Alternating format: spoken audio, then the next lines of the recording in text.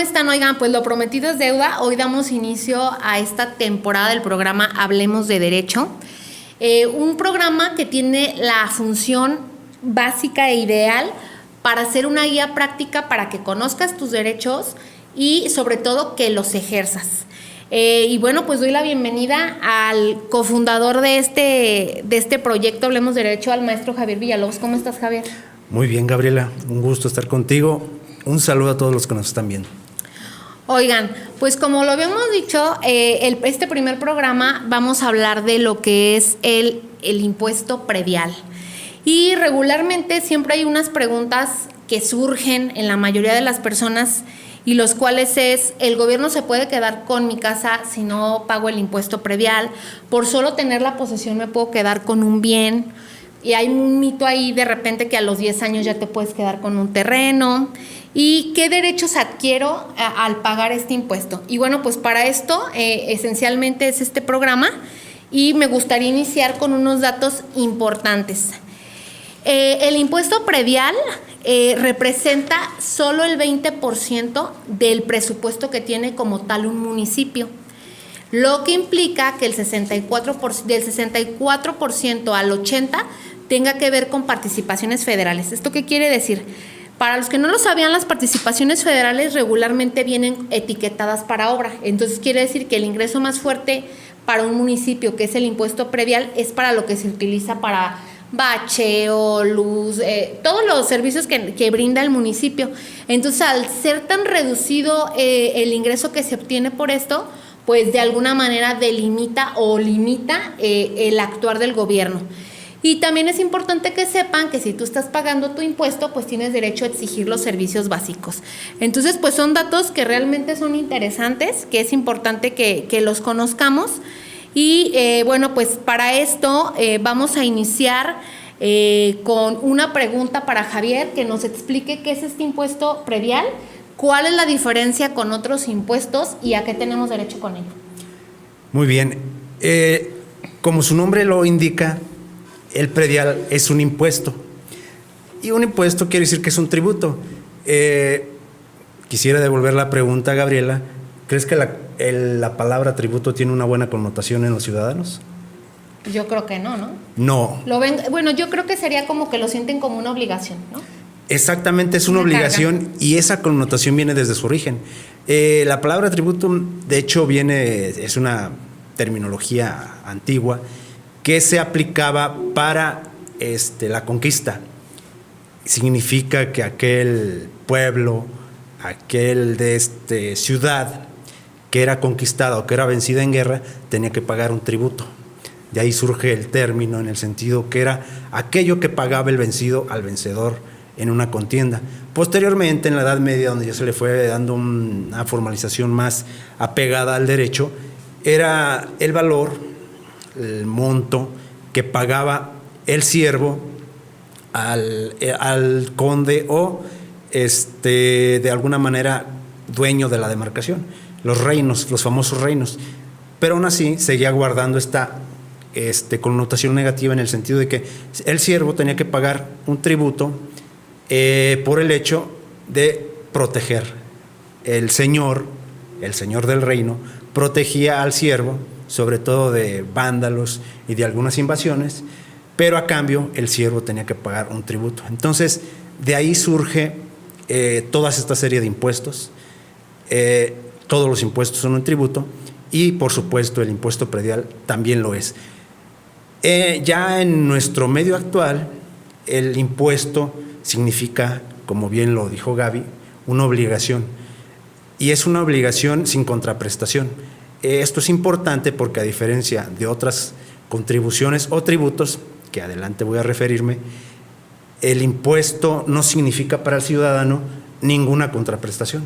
Es un pago que tú haces al gobierno, al Estado, sin que el Estado te retribuya nada de manera inmediata.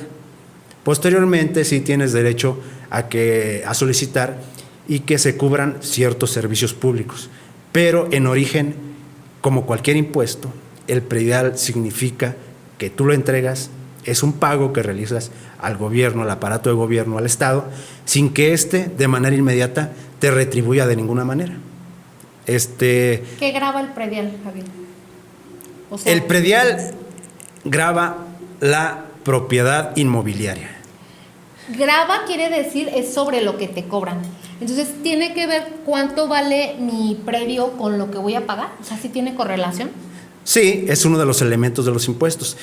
Para efectos jurídicos y digamos para hacer entendible el tributo y su cuantificación, cada uno de los impuestos y cada uno de los tributos cuenta con una serie de elementos que lo identifican y le permiten de esta manera cuantificarlo, identificarlo y diferenciarlo de otros tantos tributos.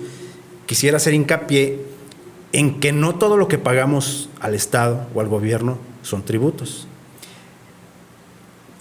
Aunque el impuesto predial sí lo es porque no obtenemos ninguna retribución directa al momento de pagarlo, hay otros tributos o contribuciones. En México, el término tributo no se utiliza en materia legal, es un término académico, y se habla de contribuciones. ¿Por qué? Porque es el término que se utiliza en nuestra Constitución política. Si revisamos cuidadosamente el artículo 31 en su fracción cuarta de nuestra Constitución Política Federal, menciona que es obligación de los ciudadanos contribuir al gasto de la Federación. Entonces, de ahí deriva precisamente esta obligación de pago de las contribuciones. Contribuciones ahora. ¿Por qué? El legislador sabe, igual que nosotros lo hemos dicho en este momento, que el término tributo tiene una connotación negativa. Entonces, digamos, para maquillar este aspecto, en nuestra Carta Magna, en nuestra Constitución Política Federal, se utiliza el término contribución. ¿Por qué? Porque la contribución tiene un aspecto de voluntad. Tú contribuyes, quiere decir que tienes voluntad de contribuir, de realizar tu pago. Y en efecto, todos los ciudadanos acudimos a hacer un pago, un tributo, pagamos un impuesto, porque tenemos la voluntad de que a cambio se nos regrese un beneficio, casi siempre en servicios. Entonces, lo digo porque el impuesto es solo uno de los tipos de contribuciones que existen en nuestro medio, en nuestro país. Javier, perdón que te interrumpa. ¿A qué tienen derecho las personas al pagar? Tú dices no hay una contraprestación directa, es decir, yo voy y pago y no me dan nada a cambio, pero en materia de servicios, ¿cuáles son las obligaciones que tiene el municipio el hecho de que tú pagues este impuesto? O sea, que me las pudieras así decir a tal cosa, ¿a qué tiene derecho? Claro, los impuestos en efecto no traen aparejada una contraprestación directa. Lo que acabamos de decir, el gobierno al momento que vas y realizas tu pago en cualquier ventanilla de las oficinas gubernamentales, no te entrega nada a cambio en ese momento. Sin embargo, existe un principio que deviene también de la propia Constitución, o sea, que está implícito en el propio artículo que acabamos de comentar, que es el principio de generalidad. Significa que todos los pagos que realizan los ciudadanos se van a un fondo común que tienen dos fines o propósitos. Uno de ellos es cubrir el gasto de la administración pública, pagar todos aquellos gastos de las dependencias. Si no, de otra manera no podrían funcionar. Y el segundo y más importante, que tiene que ver con esta contraprestación no directa, pero que sí beneficia al ciudadano, tiene que ver con que el resto del fondo común se utiliza para obras y servicios públicos. Entonces,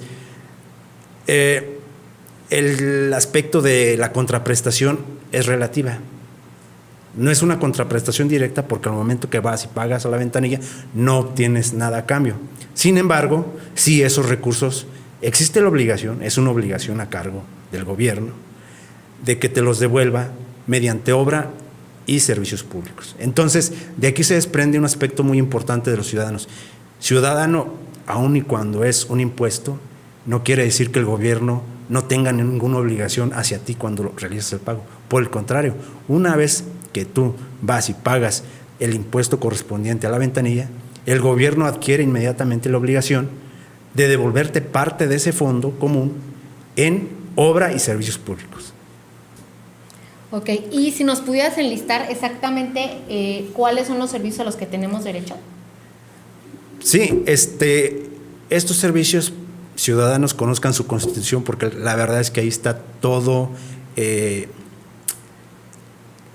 el peso, o todo están delimitadas todas aquellas obligaciones a cargo de la autoridad. Sus derechos y obligaciones están en la Constitución. Conózcanla. El artículo 115 especifica cuáles son los servicios públicos, no son los únicos, a los cuales tienen derecho ustedes y obligación la autoridad de prestarlos.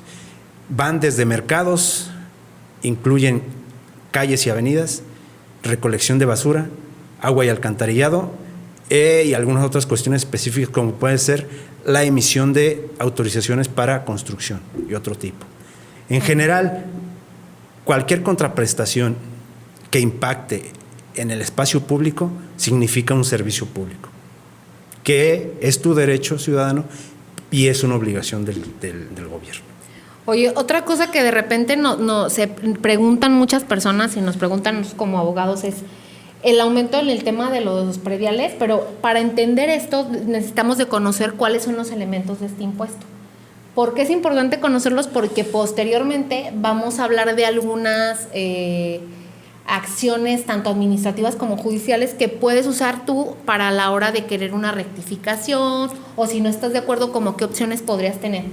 ¿Nos podrías compartir cuáles son estos elementos? Claro que sí.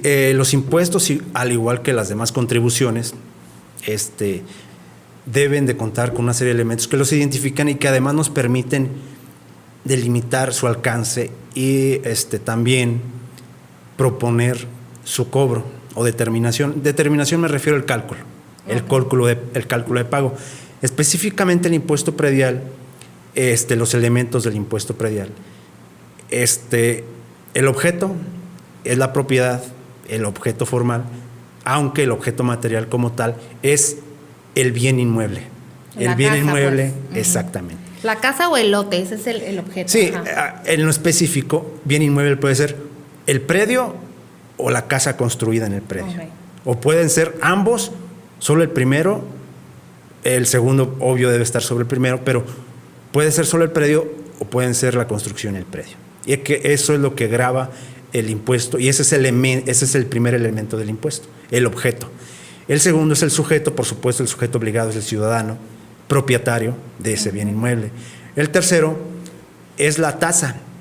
La tasa casi siempre es un porcentaje, o es una lista, o es un monto que se incluye, un porcentaje que se incluye en una lista a la cual se va a multiplicar el inmueble.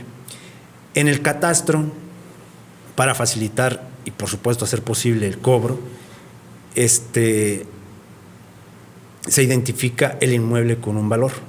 Uh-huh. Un valor que se llama fiscal y que es distinto casi siempre del comercial. El comercial casi siempre va un poco más arriba, tiene un peso o un costo, un valor mayor al fiscal. Y ese valor fiscal es el que se multiplica a este segundo elemento, que es la tasa. Okay. Y finalmente, pues, el tercero sería sujeto, objeto, tasa, y quedaríamos ahí, perdón. Okay. Digamos que los elementos básicos. Algo importante que decía Javier es que a veces hay dos formas de calcularlo, o sea, solamente a veces graba la construcción, se graba la construcción y se graba el predio, porque hay dos tablas, hay tablas de uso de suelo y tablas de construcción. Pero para que lo entiendan es, si nada más tienes tu predio construido, sin construir te van a cobrar las de uso de suelo. Si está construido te cobran la construcción y el suelo. Que eso nada más es para fines que ustedes lo vayan como conociendo. Sé que son de repente como términos complejos, pero ¿cómo lo podemos identificar? Pues sabiendo que se nos cobra bajo dos tipos de tabla, en caso de si está construido o no. Y que eso es importante que lo conozcamos, porque más adelante vamos a hablar precisamente de lo que tiene que ver las tablas con esto. Y pues nada más comentarles si les está gustando el programa.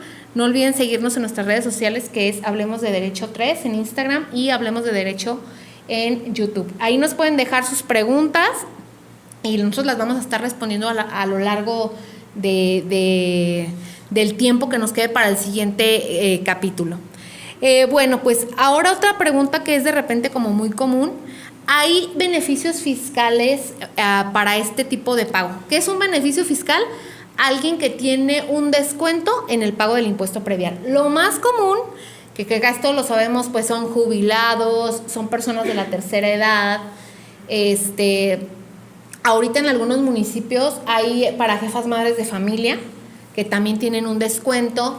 Hay unos descuentos que son agrarios, es decir, si tu predio es para siembra, tú puedes solicitar ante el ayuntamiento un descuento y tienen un descuento porque los gobiernos regularmente impulsan a que tengas pues a la siembra y demás y no te lo cobran igual que si fuera un predio, vamos a decirlo, urbano, ¿sí? Entonces también puedes solicitar esto.